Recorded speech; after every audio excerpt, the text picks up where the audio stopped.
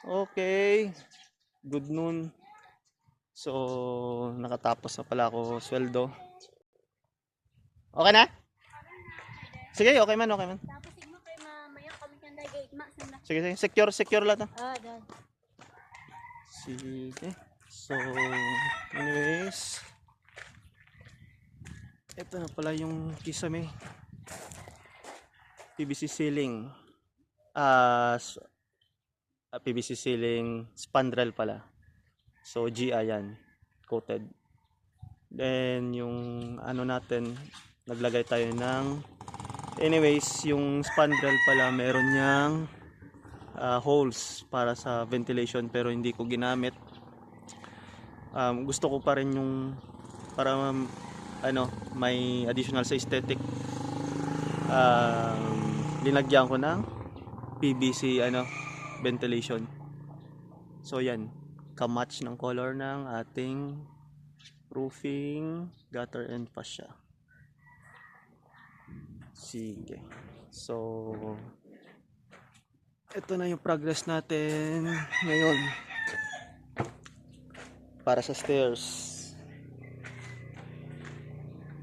So it's 12 noon. Ano ng tao ngayon? Lunchtime.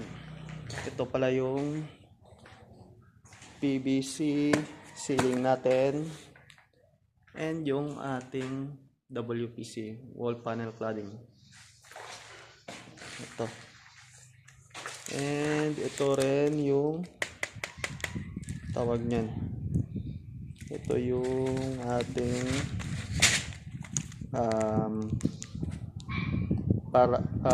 ng strip light. Casing ng strip light natin ito.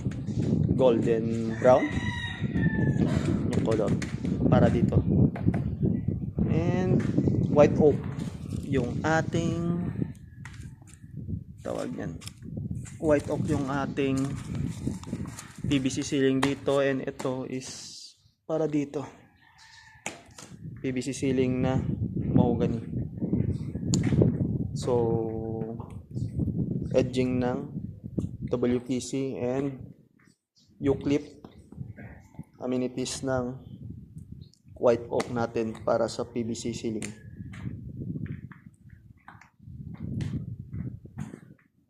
Okay. So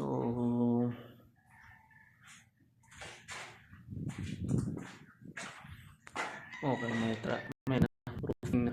Dito lang kami na kasi concrete gutter ito eh. Yun, concrete gutter po. So dyan mabagsak yung tubig.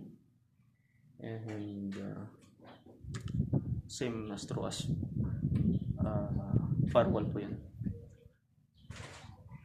Electrical room. Okay.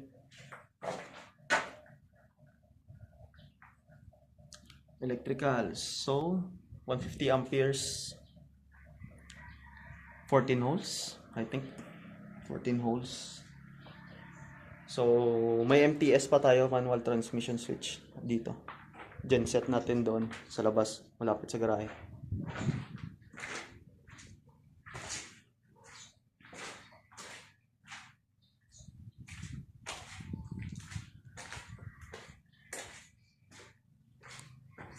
Okay, akyat tayo sa taas.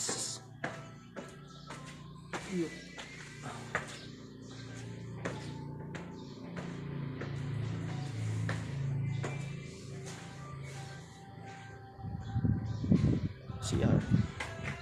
So ito hindi pa na finish kasi may revision tayo sa plumbing. May yung tayo ng plumbing dito. Counter check natin sa may water line kasi may heater dito na portion. So dalawang linya, hot and cold. Ito na frame na rin.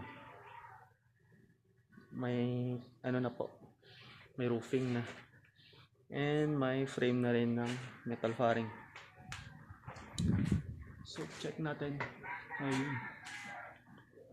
So ang level from trusses to metal fairing, then sa ilalim niya andyan po yung PVC ceiling natin. PVC ceiling, spandrel portion po ito. Ngayon ito na po yung ating design ng tawag niyan, design ng ating railings ceiling. Ito hindi pa po nalagyan kasi buhos pa tayo dito ng canopy. Madudumihan tong roofing natin, so that's why pinending ko muna.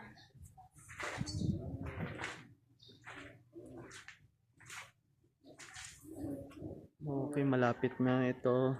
Naglagay lang tayo ng additional na binuhusan ko na lang instead of CHB. So naglintel lang ako kasi may 1.2 meters drop ako para sa ating tawag niyan, finished ng ating glass windows, fixed glass windows.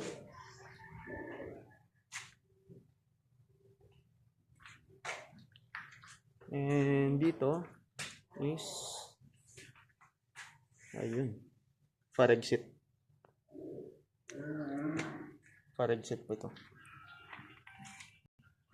This is steel door, ng certified ng fire. In order po natin yan sa may malaking hardware. So dapat pag order tayo ng steel door, fire exit doors, dapat aprobado ng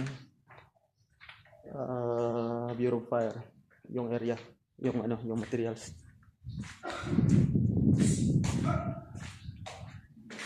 Check.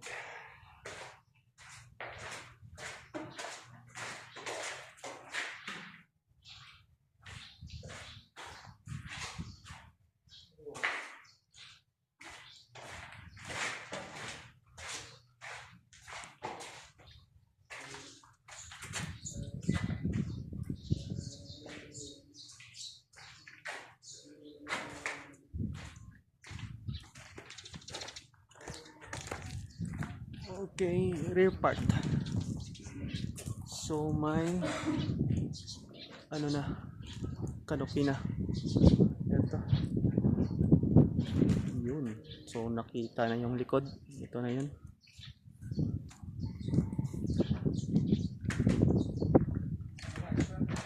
Sige. Ay, may nalipat ako par. May discuss na ako karon sa may kisame. 3 ka klase kisame na damo. Okay. Yun, par exit.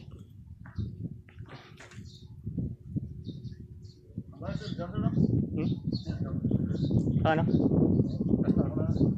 Ang? Oo.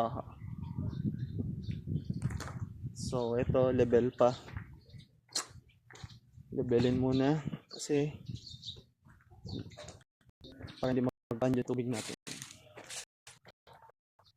And anyways,